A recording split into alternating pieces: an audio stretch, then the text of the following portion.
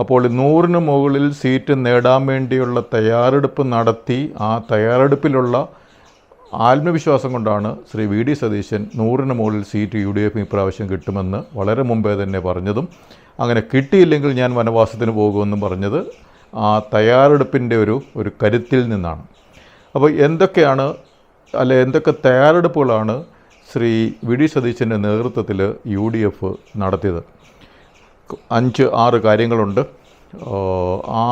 അതിലെ ഒന്നാമത്തെ കാര്യമെന്ന് പറയുന്നത് 2016 UDF തോറ്റു, 2021 വീണ്ടും തോറ്റു. ഇങ്ങനെ ആദ്യമായിട്ട് 2 പ്രാവശ്യം അടുപ്പിച്ച് തോക്കുക എന്നുള്ളത് തീർച്ചയായിട്ടും വളരെ കനത്ത ഒരു പ്രഹരമാണ്.